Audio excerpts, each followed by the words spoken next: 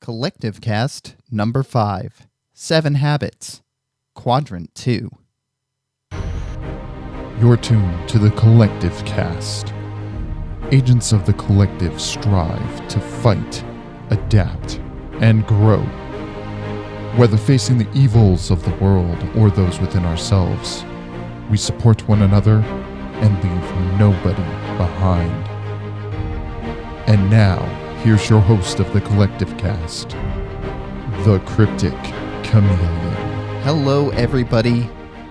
This is Chris, also known as the Cryptic Chameleon. Welcome, fellow members of the Collective, to the Collective Cast. This is our shared journey to fight, adapt, and grow throughout all of life. I hope that you all are doing great.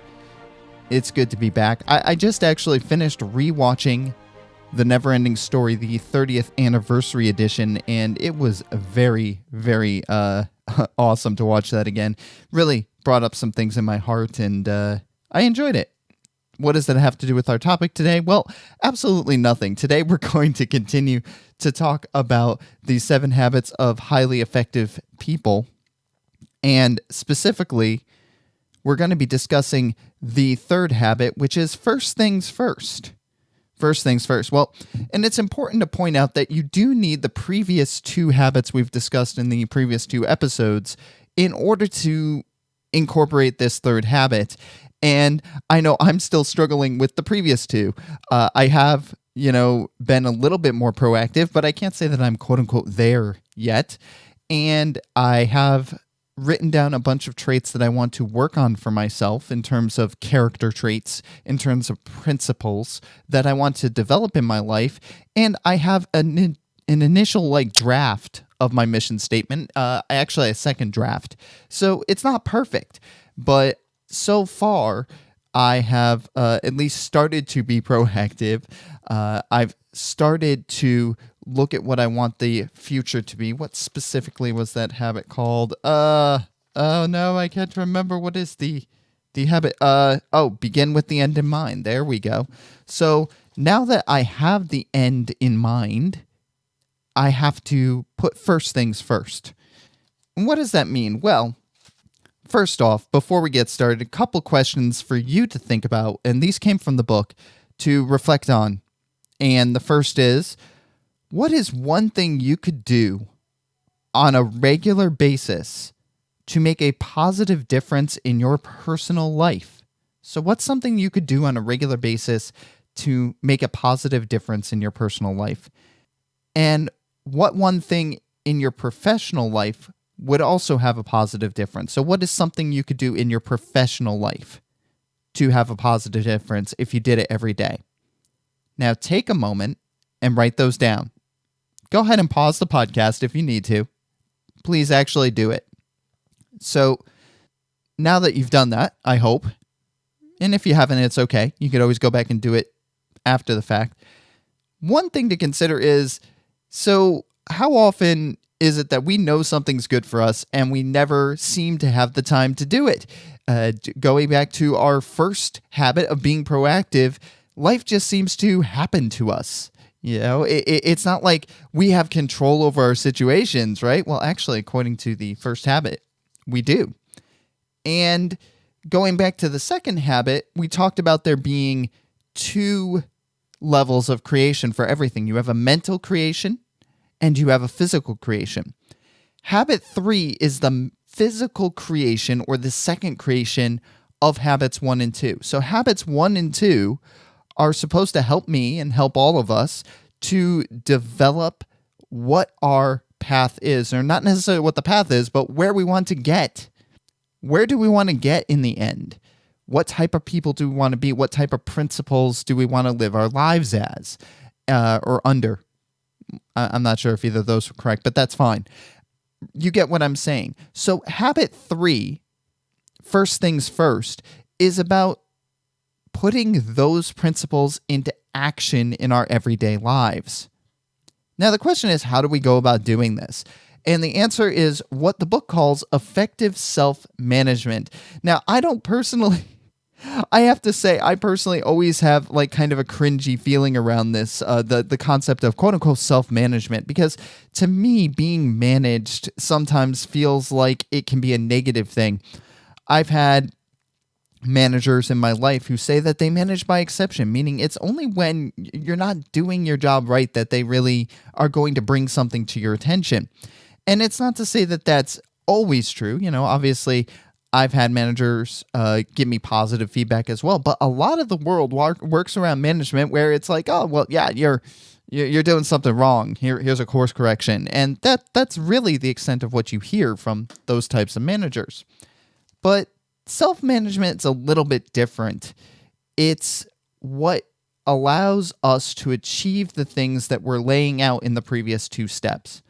So what it says here is to use principles and proactivity from the previous steps to manage oneself. To quote, or maybe not an exact quote, but a kind of a rephrasing of something the book said is, doing things we don't want to do is necessary, but it only works when we are driven by the purpose of our principles. So there are plenty of things that I know I don't like doing in my life. There are plenty of aspects of my real world job that honestly can be misery inducing at times, but I can reframe that and I could change the way that I look at it. And also I could do something about it if I put my internal principles that I want to develop at work, if I use them to get past those obstacles. Now, I know for me saying this right now, I'm thinking to myself, Chris, you are such a hypocrite. You do not do this. And that would be right. I don't do this all the time. It is very difficult to do, but the only way I can do it is if I'm focused on who I want to become from a principle perspective. If I just say, oh yeah, well, it would be nice to be this eventually, or it would be nice to XYZ, well, that's not taking a step toward becoming that. I need to plan my time and my days and my weeks as if those things are a real goal for me, not just some intangible thing. So if I want to be generous, or I want to be creative, or I want to be kind, if I want to be honorable, if I want to have integrity, if I want to be compassionate towards others and empathic or have empathy, then I need to do things to encourage those things through myself, through my actions in the different roles I have in my life. And what does that mean? That means planning effectively and effectively using the next generation, or as the book calls it, the fourth generation of time management. Time management is a thing that I've tried to wrap my head around a ton of times. I've had all sorts of apps. I've tried the Pomodoro method. I have a schedule or a planner that I've used. I have, a calendar at work. I have a calendar for my personal life. I have goals that I want to reach, but I never seem to reach them. And at times I get completely demotivated to reach them. So what is it about time management that just doesn't seem to work? The answer is that time management, if it's based off of just not an effectiveness, but an efficiency standpoint, or if it's just based on a simple checklist, it doesn't always work. And in fact, the book talks about, as I was mentioning, there are 4 generations of time management, and the 4th generation is the one that the book introduces. So, the first generation of time management are notes and checklists. What needs to be done? That's all that it really covers. I need to get these things done on this list. Now, the second generation is about calendaring and using appointment books. So scheduling those events or activities in the future. So looking ahead a little bit. So it isn't just a massive list of stuff that I have to get done. It's also now I could put that on a calendar. I could choose places for things to get done. And if I know I have other things to get done, well, then I can, shift other stuff around that existing priority. The third generation of time management is goal setting or prioritization. So planning or scheduling how to most efficiently meet goals. And that could be short-term, medium-term, or long-term goals. But here's the thing with that. Efficiency is not necessarily effectiveness. And here's why I say that. The fact that you could maybe do a job efficiently as quickly as possible does not necessarily mean that that job is being done correctly. I could efficiently train somebody in my job. I could do it efficiently. I could do it quickly. I could say, here's the material, read it, have fun, and that would be efficient. It would be fast, but it wouldn't actually be effective because a lot of people don't learn by reading, and the stuff that I train to happens to be extremely complex. And so if you just give somebody a book or a training manual, chances are that's not going to be enough to understand something that is complex.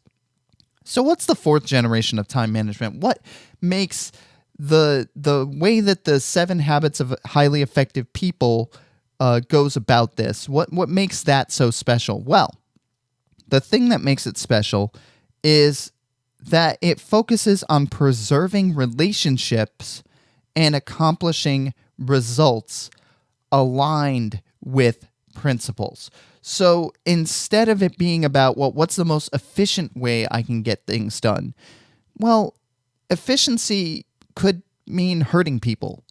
I could be efficient at my job at the cost of inconveniencing others. I could be efficient in my family life at the cost of hurting my relationship with my son. I could be efficient at a lot of things, but I need to keep my principles at the center of prioritizing my tasks and goals. Not necessarily just the underlying, desire to get stuff done, but the reason behind it. And then choosing the tasks that most align with those principles. Choosing the tasks that help to develop a future that I'm not just mindlessly doing tasks or mindlessly doing things that aren't accomplishing tasks, like staring at YouTube for several hours. So how does that prioritization around principles work? Well, this is where the book comes into showing us the standard time matrix. And the book talks about being quadrant 2 focused. Quadrant 2 focused, or quadrant II. Now, what do we mean by quadrants here? Well, if you've ever seen a time matrix, there are 4 boxes, and there's a sliding scale between these boxes. There are things that are urgent, and there are things that are important. So the top left quadrant, quadrant 1, are things that are both urgent and important. Quadrant 2, which is on the right side, are things that are important but not urgent. Quadrant 3 on the lower left side are items that are urgent but not important. And quadrant 4 in the lower right-hand corner is things that are important, neither important nor urgent. So absolute bottom of the barrel. There's nothing really pressing about these tasks. In our world today, the largest focus tends to be on the left-hand side of these 4 quadrants, anything that is urgent. So I know for me at work, a lot of my time is spent on things that are urgent and important. Oh, this emergency came up. We need to get this taken care of. Oh, this wasn't planned for. This needs to be taken care of. Remember, this thing is tomorrow. You have to have this presentation ready. You need to do this. You need to do that. And this has to be done now. The world of business is now. And if it's not urgent and important, it might be urgent and not important. So, for example, somebody needs to plan that meeting. Somebody needs to schedule this. This has to be done. It has to be done yesterday. Do it now. Do it now. Do it now. And so when people focus in quadrants 1 and 3, they inevitably will end up in quadrant 4.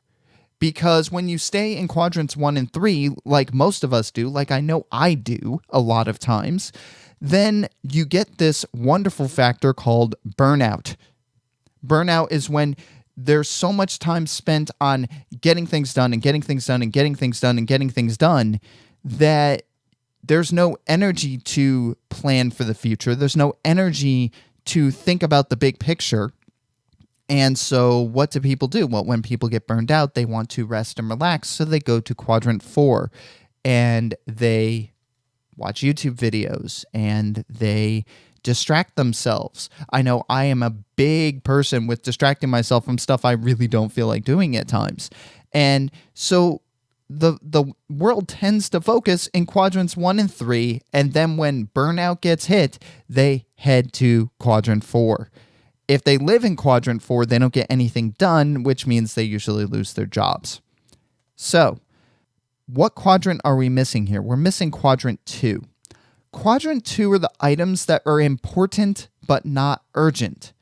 So self-development is never urgent to a business, and it doesn't always necessarily feel like it's urgent to either ourselves or people around us sometimes. If I want to develop myself, well, do that on your own time.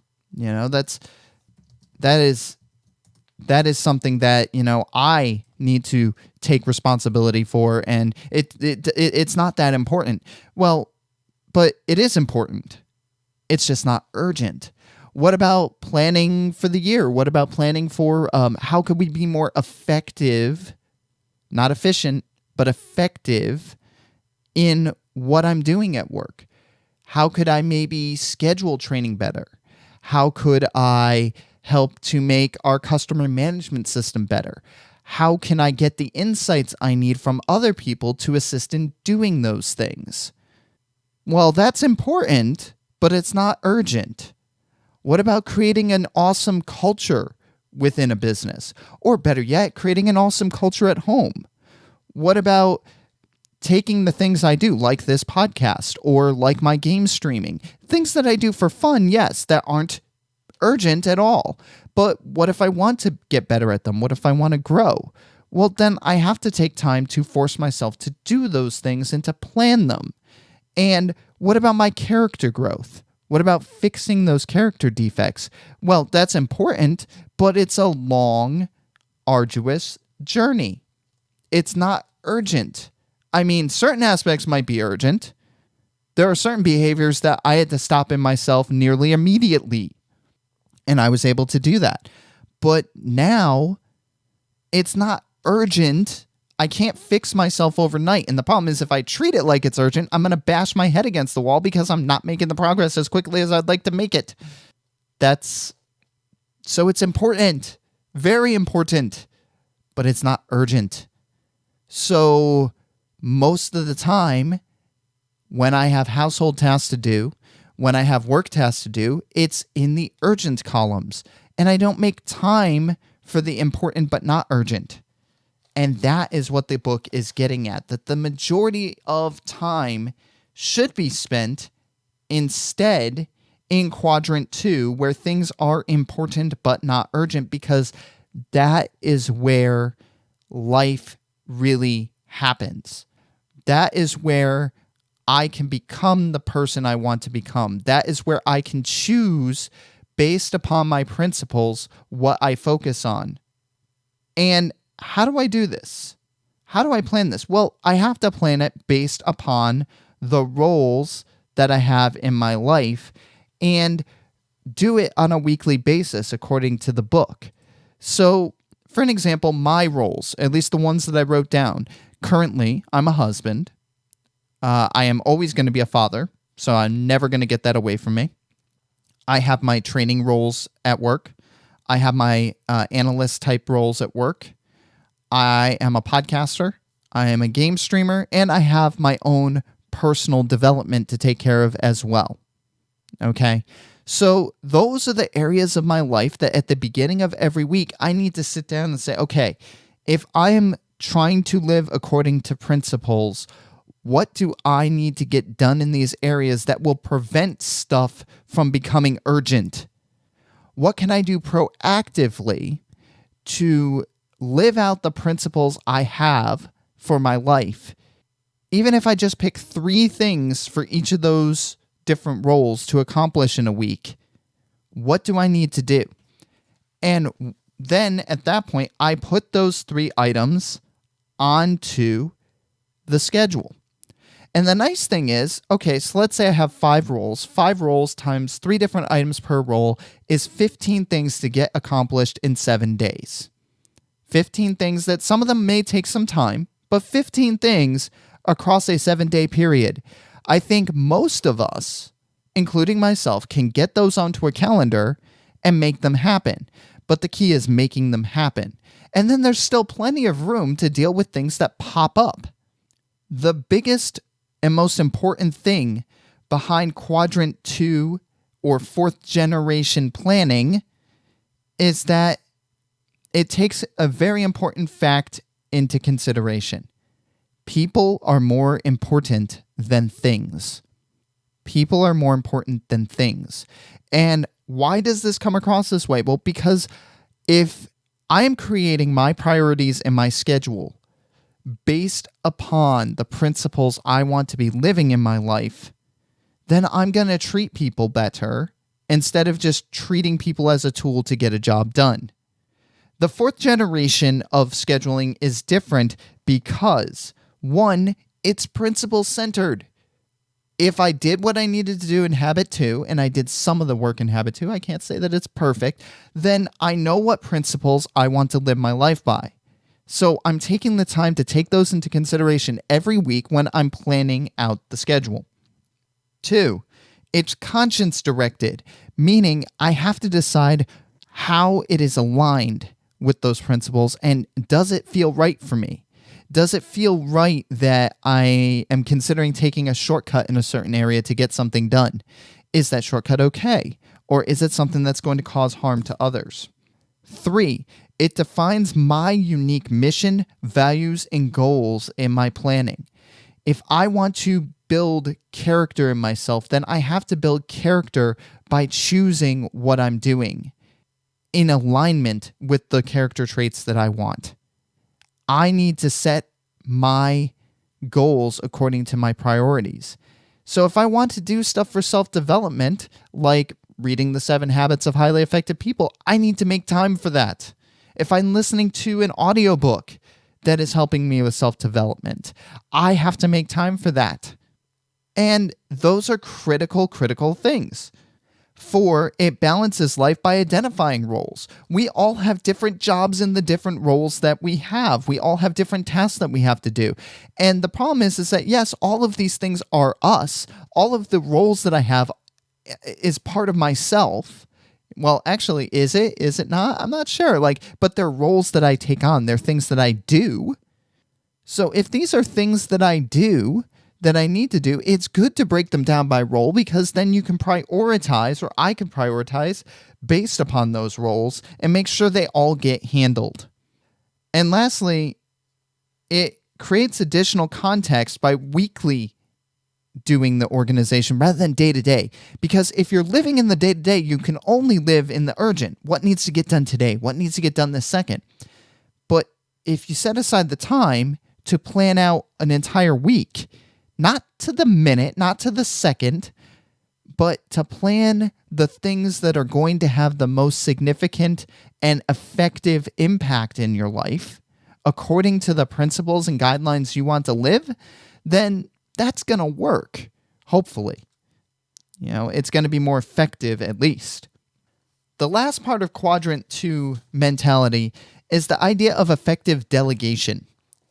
A lot of people shy away from the concept of delegation for multiple reasons. 1, because when delegation has happened to them in the past, it hasn't been a good thing. And 2, there's the reverse of that, which is I don't want to delegate it. Something might go wrong. I can't trust anybody to do what I do.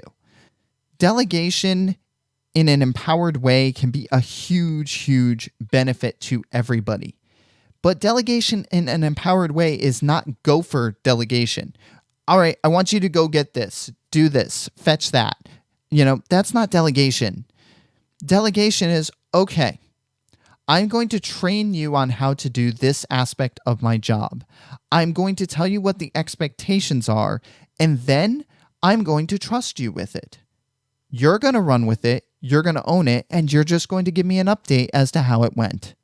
That's it. But I expect that update so that we can discuss, areas of improvement or discuss whether things seem on track. That is effective delegation.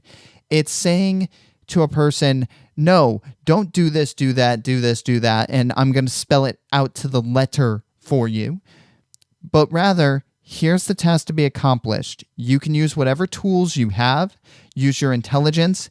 Here are the boundaries that you need to stay within. Here's the time that I think you might need, but what do you think? What do you think you might need for time? Oh, all right, you think it's going to take a week? Okay, so then let's meet in a few days just to see how you're doing on it. That's it. It's, here are the end goals. You can use whatever you want. I believe in you. So you're empowering somebody by delegating rather than just saying, just do this. Do this thing, do this one thing, do this, do that, do this, do that. It irks me so much when somebody just says, yeah, I need this done, go do it. Okay, but, so you're telling me to do these little gopher tasks. Go do this, go fetch that. This needs to get done, that needs to get done. And that's not an empowered handing down of something versus somebody saying, I trust you to be able to do this. Here are some suggestions and here are some guidelines on how to make sure that it's done right. Now go do it. And that's a big difference. That's empowering a person. So empowered delegation helps to stay in quadrant 2. And yes, of course, we're still going to have quadrant 1 and quadrant 3 things that come up that need to get handled urgently. It's urgent. But the more planning that I can do in quadrant 2, the more forward thinking I could do, the more creative I can be in quadrant 2, the less I have to worry about that other stuff. Because chances are I will have thought of how to deal with it ahead of time before it became urgent. So being future-centered in some ways is a really, really good thing. And so, third habit, what I would recommend is, again, thinking about what to do in your life, your personal life and your professional life. If you did it every day and put it on the calendar, that would make a huge difference. What would that thing be and how can you make sure it happens? Sit down and list out your roles, the different roles in your life, and just name 1 to 3 tasks that if you got those done this week in those roles, it would make a huge difference. And not only that, but then take those tasks and put them somewhere on your calendar. Schedule time for it. Again, I actually started doing some of this. I did list out my goals. I have not necessarily put anything on the calendar. So I don't want you thinking that I'm just a hypocrite here. I'm still learning this stuff too. But try that out. And if there is something you could delegate to another family member by empowering them, or another coworker, or a subordinate if you're a manager, then do it. But think in quadrant 2, the important but not urgent. And that wraps it up for our topic this week. If you like what you're hearing, please head over to collectivecast.com and subscribe. You can subscribe on the Apple Podcast Store, Google Podcast Store, pretty much every podcast platform you can subscribe. And if you like what you're hearing, I do believe in the value for value model. If you're getting something out of this, please, by all means, leave a review. Join up with the Collective Discord channel. I would love to see and meet all of you there. Send feedback, collectivecastfeedback@gmail.com. So again, collectivecastfeedback@gmail.com is the place to do it. And last but not least, there's always a donation link in every single episode and on the website at collectivecast.com.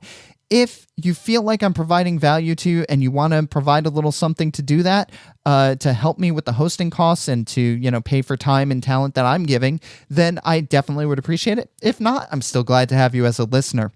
In fact, I had somebody that is part of my game stream and regularly participates in my game stream toss me $3 as a donation for my game stream, and I really appreciated it. It made my day, and it made me feel like I was doing something that gave value to someone's life.